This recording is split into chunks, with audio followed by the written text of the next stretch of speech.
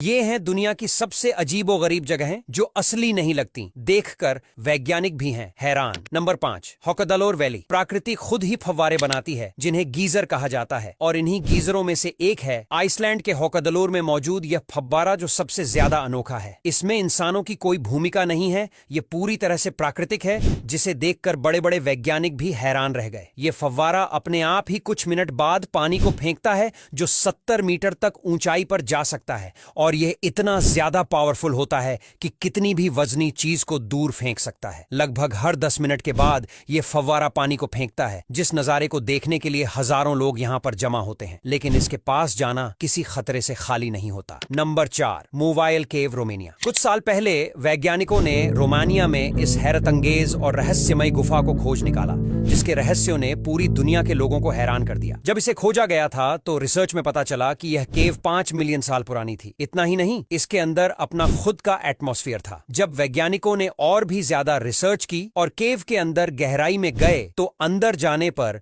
उन्हें एक अलग से चैम्बर दिखा, जिसमें जाने पर वहां उन्हें एक पूरी सल्फ्यूरिक एसिड की झील मिली। साथ ही साथ यहां से बहुत ही ज्यादा गंदी बदबू आ रही थी। यहां पर जो गैसें थीं वो बहुत ही ज्यादा खतरनाक थीं, लेकिन इसके बावजूद भी यहां जीवन पनप रहा था और यहां कई सारे अजीबोगरीब जानवर भी पाए गए। वैज्ञानिकों के लिए यह भी एक बड़ा रहस्य है कि झील का माहौल इतना खतरनाक होने के बावजूद भी यहां जीवन कैसे पनप रहा है, और यही वजह है कि इस रहस्यमयी झील की वजह से दुनिया भर के वैज्ञानिकों की नींद उड़ी रहती है। Number 3, tunnel of love. Ukraine में मौजूद यह गुफा टनल ऑफ लव के नाम से मशहूर है, जो असल में एक पटरी है जिससे ट्रेन वगैरह गुजरती है।